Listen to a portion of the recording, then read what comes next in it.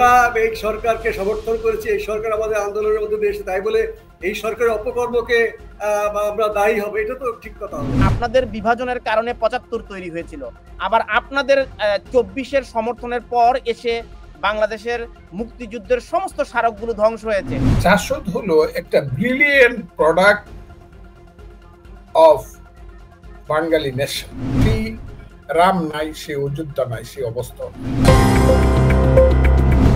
আমি বারবার আপনাদের প্রতি অভিযোগ আসছে, এই আপনি অভ্যুত্থানের সময় এই তরুণদের ছাত্র জনতার পক্ষে আপনার অবস্থান ছিল এবং তাদের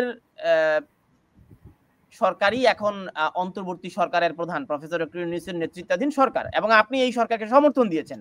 তো তাহলে এই সরকারের অধীনে যে রায়টি হলো, জামায়াত নেতা যিনি যুদ্ধাপরাধের দায়ে অভিযুক্ত হলেন এবং দণ্ডপ্রাপ্ত হয়েছেন, ফাঁসির দণ্ডপ্রাপ্ত জামায়াত নেতা বাংলাদেশে মুক্তি পেয়েছে, এর দায় কি আপনাদের নয়?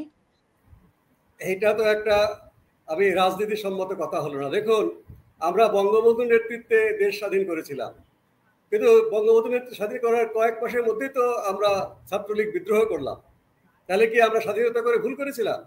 ৯০-এর গণঅভ্যুত্থানে আমরা সকল দল মিলে ঐক্যবদ্ধ করে আমরা স্বৈরাচার বা এরশাদকে হটিয়েছি। বিএনপি যখন ক্ষমতায় আসলো ৯২ সালে কিন্তু ঘাতক দল বিরোধী আন্দোলন হলো, তাই ৯০ থেকে আমরা ভুল করেছি। এগুলোকে একেবারে এগুলো আমার মনে হয় খুব একটা গভীরভাবে ভাবনা চিন্তা করে কথা, এটা বাদ। আমরা অবশ্যই সরকারকে এখনো ওন করি। আমাদের আন্দোলনের মধ্যে দিয়ে আমরা ছাত্র তরুণদের কাতারে দাঁড়িয়ে আন্দোলন করেছি।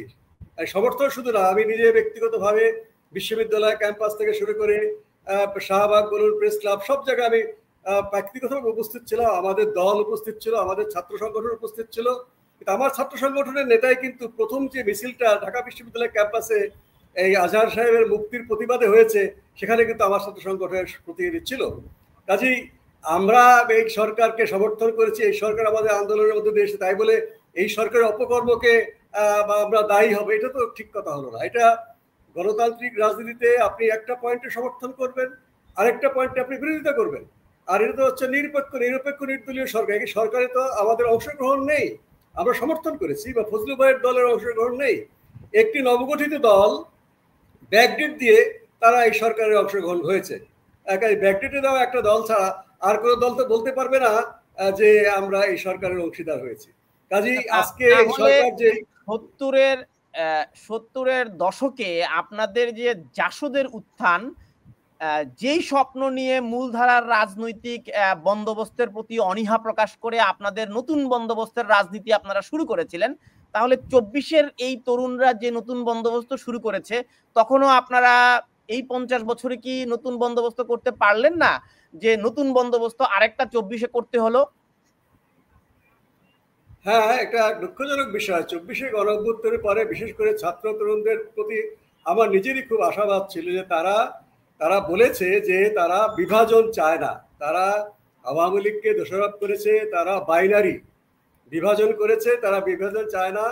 আমরা আশাবাদী হয়েছি। আমরা আমাদের অতীতে হয়তো দেখা যেত যে কোনো জাতীয় অনুষ্ঠানে কোনো একটি দল বা কোনো গোষ্ঠীর উপস্থিত থাকলে আমরা যেতাম না, কিন্তু নতুনভাবে বিভাজন যেন না হয় আমরা সে আশায় ছিলাম। কিন্তু দেখলাম যে ছাত্র রাজনীতির মধ্যে থেকেই কোনো একটা বলিষ্ঠ অংশ তারা মুক্তিযুদ্ধকে আঘাত করলো শেখ হাসিনাকে আঘাত করার নামে। বঙ্গবন্ধুর যে আপনার বিভিন্ন মোরাল বা তাদের ভাস্কর্য বুঝলাম যে প্রথম জনগণ বিক্ষুব্ধ, সেই বিক্ষুব্ধকে কাজে লাগিয়ে একটি মহড়া করেছে, বা রাতের অন্ধকারে তারা ৩২ নম্বর পুড়িয়ে দিয়েছে। সেখানে জনতার ঢল ছিল না, জনতার ঢল ছিল গণভবনে বা সংসদ ভবনে বা ইয়েতে কি বলে প্রধানমন্ত্রীর কার্যালয়ে। কিন্তু এরপরে যখন ঘোষণা দিয়ে তারা বঙ্গবন্ধুর বাসভবনকে তারা গুড়িয়ে দিল এবং তারা ১৫ই আগস্ট পালন করার জন্য, আমি ভেবেছিলাম ১৫ই আগস্ট পালন করার জন্য তারা হয়তো আওয়ামী লীগকে বাধা দেবে যে তোমাদের কোনো অধিকার নেই বঙ্গবন্ধুকে সম্মান জানানোর, আমরা সম্মান জানাবো। কিন্তু তারা সেখানে নর্তন কুর্দন করলো এবং বঙ্গবন্ধু অসম্মান করলো। কাজে তখন থেকেই কিন্তু আমরা আমাদের দল বলতে পারি ১৫ই আগস্ট আমরা কিন্তু আমাদের কার্যালয়ে আনুষ্ঠানিকভাবে আগেও করেছি, এখনো করেছি, এবং সেটা গণমাধ্যমে আমরা প্রকাশ করেছি। জনাব মুস্তাক, আমার প্রশ্নটি ছিল ৭১-এ,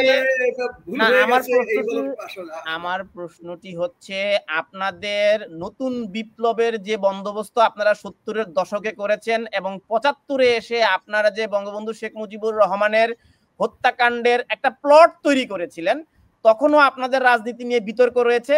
আপনারা বলেছেন সেটি ভুল রাজনীতি, আপনাদের বিভাজনের কারণে ৭৫ তৈরি হয়েছিল। আবার আপনাদের ২৪-এর সমর্থনের পর এসে বাংলাদেশের মুক্তিযুদ্ধের সমস্ত স্মারকগুলো ধ্বংস হয়েছে। তো আপনারা যখন এই সমর্থনগুলো দেন, সেই সমর্থনগুলো নিয়ে এই বাংলাদেশকে ধ্বংস করা হয়েছে, তো এই দায় আপনি কেন নেবেন না? তাহলে কেন সমর্থন? আপনি রাজনীতিকে ওই গড় অঙ্কের মতো হিসাব করছেন যে নদীর কিনারে ১ হাঁটু পানি, নদীর মাঝখানে ১ কোমর পানি, আর এক কিনারে ১ হাঁটু পানি, কাজে আমি লুঙ্গিটা পরেই পার হতে পারবো, কাজে আমার লুঙ্গি ভিজবে না। আপনি এটা কি বলেন? জাসদকে আপনি বিরাট উচ্চতায় তুলে দিয়েছেন, ধন্যবাদ। যে জাসদ একটা প্লট তৈরি করতে পারলো, যে এই প্লটের কারণে বঙ্গবন্ধু হত্যা হলো, তাহলে তো আজকে ফজলু ভাইদের যে মানে সম্মান এখনকার স্বৈরাচার পতনে, সেরকম সম্মান আমাদের থাকতো। প্লট তৈরি করে যদি আমরা বঙ্গবন্ধু সরকারের পতন ঘটিয়ে থাকি, তাহলে তো আমাদেরকে ডিনাই করতে পারবে খন্দকার মোশতাক। খন্দকার মোশতাক তো আমাদেরকে খতম করার জন্য একেবারে আদা জলকে খেয়ে নেমেছে। আজকে এই কথাগুলো কিন্তু বিজ্ঞানসম্মত না। আমরা আমাদের রাজনৈতিক কর্তব্য থেকে বঙ্গবন্ধু সরকারের বিরোধিতা করেছি, বঙ্গবন্ধু সরকারের নীতিগত বিরোধ ছিল, সেটা থেকে করেছি, এবং বিরোধিতা হ্যাঁ, আমাদের অবশ্যই বিরোধিতাটা অনেক প্রচন্ড ছিল, অনেক কার্যকর ছিল, কিন্তু সেই ষড়যন্ত্রটা তো জাসদের কাছ থেকে হয়নি, ষড়যন্ত্র হয়েছে আওয়ামী লীগের অভ্যন্তর থেকে। ফজলু ভাই যেটা এখনো বলেন, সমর্থন দিয়েছেন। আপনার নেতা আমার টক শোতে এসে বলেছেন আপনারা মেরেছেন, আপনারা মরেছেন, সেটি আমি দিব। তো আমি একটু ফজলু ভাইয়ের কাছে জানতে চাই, মানে এই যে জাসদ বাংলাদেশের রাজনীতিতে একটা বিস্ময়কর রাজনৈতিক দল, সকল সময় তারা অনেক বড় একটা ভূমিকা রাখেন রাজপথে, কিন্তু জনগণের কাছে যখন ভোটে যান তাদেরকে জনগণ আর ভোট দেয় না। জি ফজলুর রহমান ভাই, আপনাকে আনমিউট করতে হবে। প্রশ্নটা খুব লিমিটেড হয়ে গেল আমার কাছে। আমি আপনাকে বলি, আমি মুস্তাকের চেয়েও বেশি জানি জাসদ সম্পর্কে, কারণ জাসদ যারা করেছিল তাদের মূল নেতা ছিলেন জনাব সিরাজুল আলম খান, নিউক্লিয়াস। জি, নিউক্লিয়াস। সিরাজুল আলম খান হলো আমার ছাত্র রাজনীতির মূল নেতা, যদিও আমি জাসদ করিনি। আমি এই লাইনের এই লোক। সিরাজুল আলম খানের নেতৃত্বে পরবর্তী সময়ে আসম, আব্দুর রব, শাহজাহান, সিরাজ যারা ছিলেন, সেই আফম, মাহবুবুল হক, হাসানুল হক, ইনু, বদিউল আলমরা, এই আফতাব আহমদরা যারা ছিল, স্বপন চৌধুরী, আমি ওই মুক্তিযুদ্ধের আগে 68, 69, 70, 71 আমি এই লাইনের লোক, বিএলএফ এর, এবং বিএলএফ আমি হয়েছি 26শে মার্চ 71 সালে। আমি কথাগুলা বহুবার বলেছি। আমি সিরাজুল আলম খানের হাতে আমার আঙ্গুলের রক্ত কেটে দিয়ে আমি শপথ নিয়েছি। বিএলএফ হয়েছে 69-70 সালে। জাসদে যারা চলে গিয়েছিল যে স্লোগান দিয়ে, জাসদ হলো একটা brilliant product of Bangali nation. At least JASAD মানে জাসদ যারা পরবর্তী সময় করেছে, অ্যাটলিস্ট 60-এর দশক, 60-এর দশকে যখন 62 সনে শাহ মুয়াজ্জেম হোসেন প্রেসিডেন্ট হয়ে রিভাইভ করলো আইয়ুব খানের আমলে ছাত্রলীগ, শেখ ফজলুল হক মনি সেক্রেটারি। আপনার তো আলোচনাটা অন্য জায়গায় বাস্তবে আনা উচিত ছিল বর্তমানে। এবং ঠিক তার পরের কমিটির president Ubaidur Rahman general secretary হলেন Sirajul Alam Khan. Assistant secretary number 1 Abdur Razzak. ওই যে রাজনীতি শুরু হলো 62 সন থেকে, যে 62 সনে আপনি কি বললেন, কি হয়েছিল বিএলএফ এর? তিনজন লোক, সিরাজুল আলম খান, আব্দুর রাজ্জাক এবং কাজী আরিফ আহমদ, তারাই প্রথম চিন্তা করেছিল। আরো ছিল অন্য দিক থেকে চিন্তা করতে, এগুলো আমি বলতে চাই না। যেমন আব্দুল আজিজ বাগমার ছিলেন, অমুক ছিলেন, এরাও একটা লাইন। কিন্তু সিরাজুল আলম খানের লাইন, আব্দুর রাজ্জাকদের লাইন, কাজী আরিফ আহমদ লাইনতে ছাত্রলীগের মূল লাইন। আমি এই লাইনে আপনি আমি 30 সেকেন্ডের প্রশ্ন শেষ করব। বিশ্লেষণ আমি বলেছি, আমি আমার বিশ্লেষণটা 1 মিনিটে শেষ করব। আপনি শুনুন। এবং জাসদের যে রাজনীতি, তারা যে সমর্থন দিয়ে যায়, তারা যে মাঝখানে গিয়ে যুক্ত হয়ে একটা মানে আন্দোলনকে ফিউল দেয়, কিন্তু পরবর্তীতে তাদেরকে আর সেই রাজনৈতিক অংশীদারের সাথে যুক্ত করা হয় না। যেমন 70-এর সময় আমরা দেখেছি, 75-এও দেখেছি, 90-এ দেখেছি। এর পরবর্তীতে আমরা এই 24-এর আন্দোলনেও জাসদের ভূমিকা দেখলাম। তো এই ভূমিকাগুলো গত 50 বছরে জাসদের মূল্যায়ন যদি আপনি করতেন।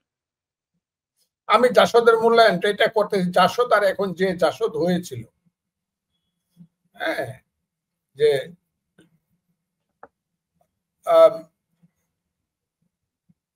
সামাজিক বিপ্লবের মাধ্যমে শ্রেণী সংগ্রামকে ত্বরান্বিত করে বৈজ্ঞানিক সমাজতন্ত্র কায়েম করা 72-এর প্রথমের স্লোগান, এটাই তাদের লক্ষ্য ছিল। সেই রাম নাই, সেই অযোধ্যা নাই, সেই অবস্থাও নাই। তবে একটা কথা আমি বলবো, জাসদে যারা গেছিল স্বাধীনতার পরে, বঙ্গবন্ধুকে ছাইরা যারা গেছিল, আওয়ামী লীগের ছাইরা, they were the brilliant product of Chhatra League. এই ব্যাপারে কোনো, তাদের দেশপ্রেমের ব্যাপারে, মুক্তিযুদ্ধে তাদের যুদ্ধের ব্যাপারে কারো কোনো সন্দেহ রাখা উচিত না। পরবর্তী সময়ে রাজনৈতিক যে ঘটনা প্রবাহ, শুধু জাসদকে দোষ দিলে চলবে না, শুধু জাসদকে দোষ দিলে চলবে না। আমি কালকে এক জায়গাতে কথা বলতেছিলাম, 75-এর জুন মাস বঙ্গবন্ধু তোফায়েল আহমদকে জিজ্ঞাসা করতে, কিরে তোফায়েল, সিরাজ কয়ে আছে জানোস না কিরে? এটা আমি খুব ভালোভাবে, সিরাজ ভাই নিজে আমাকে বলছে, সিরাজ কয়ে আছে জানোস? সিরাজ কোন সিরাজ? এখন তো বুঝলে গেছো, যারটা খাইছোস তারটা তোর মনে রাখার দরকার নাই। সিরাজুল আলম খান কই আছে জানোস? বলো না বঙ্গবন্ধু। বলো ওই যে এখনের কামরাঙ্গের না, তখন 2 নদী পার হইয়া গ্রামের কামরাঙ্গীর সরে থাকতে হইতো, ওইখানে সে টাইফয়েডে ভুগতেছে। জুন মাস কইতাছি 75। কালকে যাবে আমার কাছ থেকে, পরে গিয়ে দেখে আসবে, আর বইলে আসবে, আমি ওর জন্য দোয়া করি। এটা 75-এর জুন মাস, আমি অথরিটি নিয়ে কথাটা বলছি। এবং শেষ পর্যন্ত সিরাজুল আলম খান মৃত্যুর আগ পর্যন্ত বঙ্গবন্ধুর প্রতি শ্রদ্ধাবোধের কোনো ঘাটতি ছিল না, জাসদের অনেকেরই ছিল না। আমি যে কারণে কথা, ভুল ত্রুটি আমাদের হয়ে গেছে বলে তো 54 বছর পরে আইসা আজকে রাজাকার আলবদরদের হাতে আমাদেরকে দয়া ভিক্ষা করতে হবে।